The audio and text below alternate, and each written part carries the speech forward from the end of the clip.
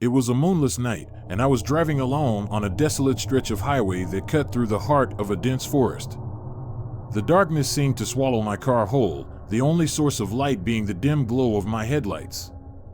The time on the dashboard clock read 3 a.m.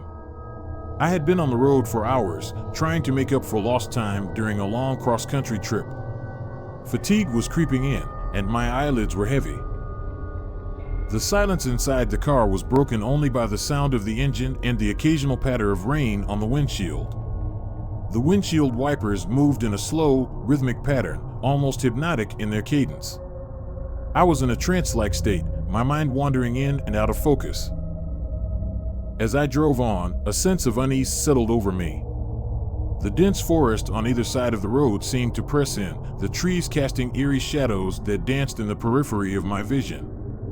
The isolation was suffocating, and I longed for the sight of another car, a reassuring sign that I wasn't entirely alone in this remote wilderness. Just when I thought the solitude couldn't get any more unsettling, I saw the faint glimmer of headlights in my rearview mirror. Relief washed over me as I watched the car approach from behind.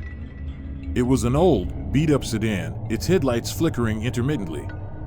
The driver must have been in a hurry, as the car closed in on me quickly. But as the car pulled alongside mine, my heart sank. I couldn't see the driver's face, it was obscured by a hoodie pulled low over their head. My unease deepened when I noticed the driver was wearing gloves, despite the warm summer night. They were also driving erratically, swerving dangerously close to my car before veering back into their lane. I knew I should have sped up or slowed down to create some distance, but fear had paralyzed me. I kept my eyes straight ahead, not wanting to provoke whoever was behind the wheel. The rain was falling harder now, making the road slick and treacherous. Minutes felt like hours as I continued to drive in tandem with the mysterious car. I desperately wanted to call the police, but my phone was buried in my bag on the back seat, and I couldn't risk taking my eyes off the road. Suddenly, the car next to me surged forward and cut me off, forcing me to slam on the brakes. I skidded to a halt, my heart pounding in my chest. The driver of the other car had come to a stop too, blocking my path. I felt a cold shiver run down my spine as the driver's side window of the other car slowly rolled down. A pale, expressionless face appeared in the opening, illuminated by the dim overhead light. It was a man, his eyes dark and devoid of emotion. "Get out of the car!" he said in a low, menacing voice.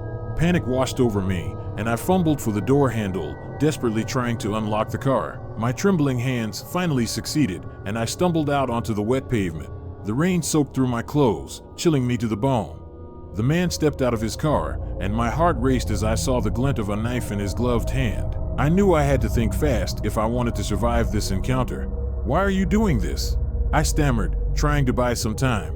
He didn't answer, but the corners of his mouth curled into a sinister smile. It was then that I noticed the eerie silence around us. No other cars passed by, no distant headlights on the horizon. It was as if we were the only two people in the world. I took a step back, my mind racing for a way out. Suddenly, I heard the faint rumble of an approaching engine. It grew louder, and to my immense relief, a pair of headlights pierced the darkness. A truck appeared on the horizon, speeding toward us. The man must have heard it too, as he hesitated for a moment, his grip on the knife loosening. It was all the opportunity one needed. With a surge of adrenaline, I turned and sprinted back to my car, throwing myself inside and slamming the door shut. I hit the gas pedal with all the force I could muster, and my tires screeched as I sped away. In my rearview mirror, I saw the man running back to his car. He made a feeble attempt to pursue me, but his car sputtered and stalled, leaving him stranded on the rain-soaked road. I drove as fast as I could, not daring to look back until I reached the safety of a well-lit gas station miles away. I called the police and recounted the terrifying encounter. They assured me they would investigate, but I knew that the chances of finding the man were slim. To this day, I can't shake the feeling of dread that settled over me that night. I often wonder what would have happened if that truck hadn't come along when it did. One thing is for certain, I will never forget the face of the man in the hoodie, a chilling reminder that danger can lurk in the darkest corners of the night, even on a lonely stretch of highway. If you get here, don't forget to subscribe to the channel and like the video. This will really support us to continue.